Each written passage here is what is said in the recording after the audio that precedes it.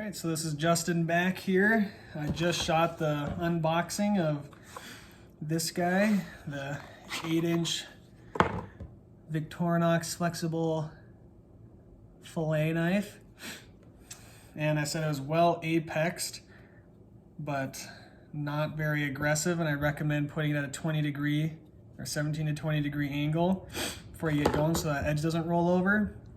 So here I've got Spyderco sharpmaker set up on the wrong angle. So this is a 15 per side, 30 degree inclusive side, and this is a 20 per side, 40 inclusive.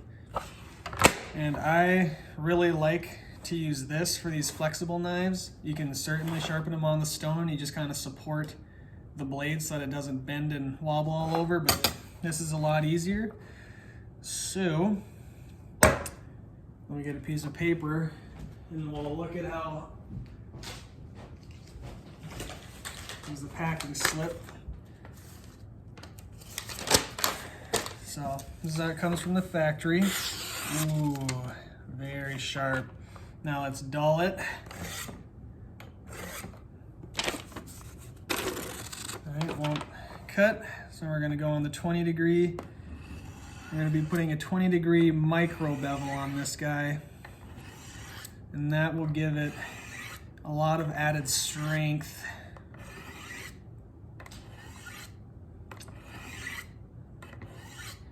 And I'm probably gonna do 5 to 10 per side. I'm honestly not really counting. I think this should go pretty quick. If you're really serious about this, I would suggest doing, on these brown rods, do one side until you raise a burr. I gotta keep going for sure. Might as well walk the walk instead of just talking the talk.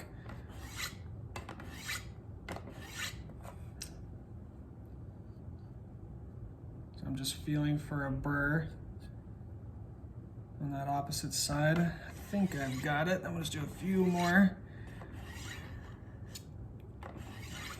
And I'm not really worried about rounding off the tip here. I'm going pretty quick. I just don't really care on these kind of knives. Doing about the same number of strokes on this opposite side. I don't feel a burr. Maybe a little bit in the back. Looks like I'm hitting it though. 1, 2.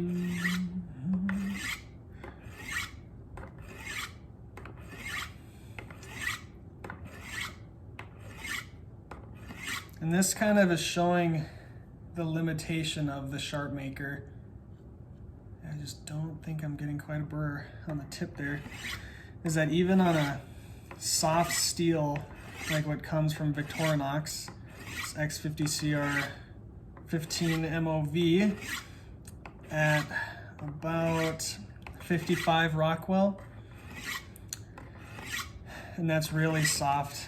Even like this Wüsthof uses the same steel, but this is at 58 Rockwell, and it's a lot harder. You notice it when you're steeling and sharpening and using it. It'll hold quite a bit steeper of an edge than this will. So this should be going quick, but I think I've just got a burr on the end. So let's try to clean this up by swapping that burr back and forth now. Because this blade is so flexible, I'm doing slightly lighter pressure than I normally would, just so I don't get too much flex out at the tip. Okay. All right. Oh yeah, we definitely got the apex reformed, feels like. Just gonna do a few more for good measure. Just do very light. Okay, so we couldn't cut the paper.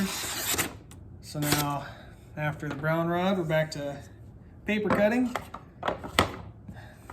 Go to the finer side of the brown rod. 1, 2, 3, 4, 5. When you're on this flat side, you got to kind of tip the knife up like that so I can catch the tip.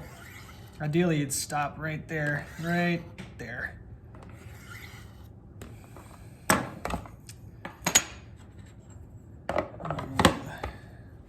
Fine rods, so these ones I think are 600 to 800, probably 800 honestly. They feel more like 8. These ones are more like 1,000, 1,200. These are the fine rods. And I'm just going light pressure. I really want to make sure I keep a little bit of the aggression on this one, but I don't want a toothy edge, because this is going to be contacting soft fish bones, but bones nonetheless, and a more polished edge tends to be a little bit stronger than its less polished counterpart.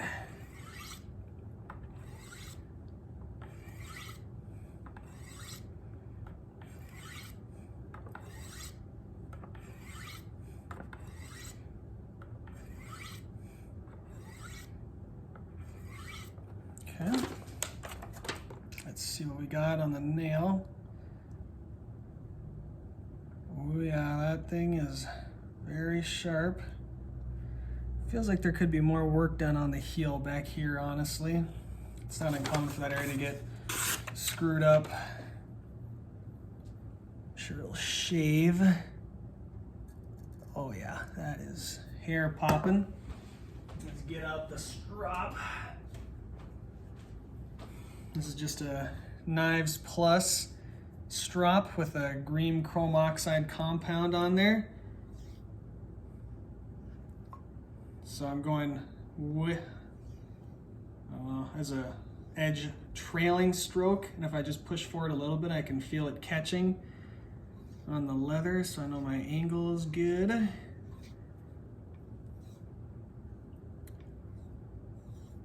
Just gonna do 5 or so, and 2,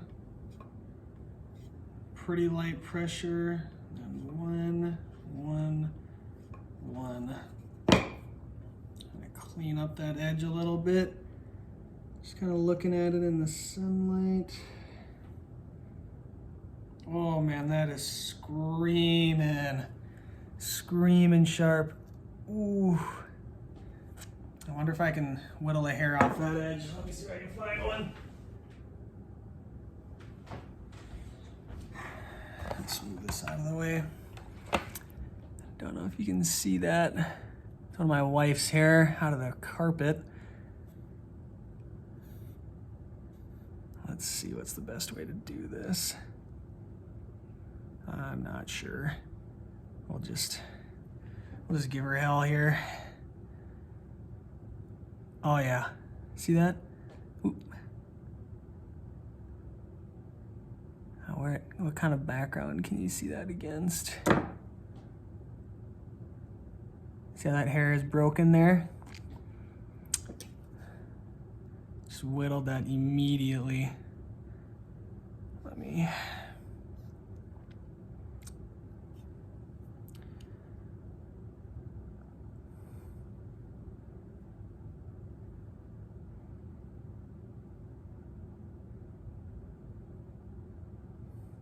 get it to go again. No, it doesn't want to.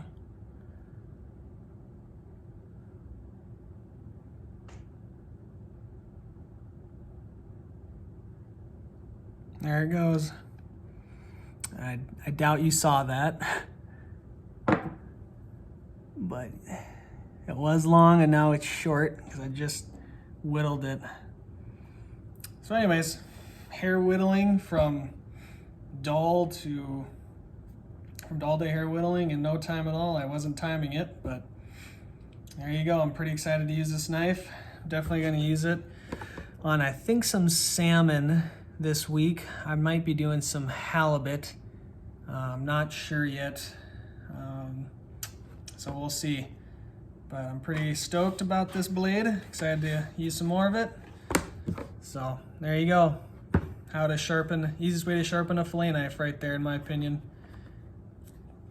So, all right, thanks for watching. Peace out. Bye.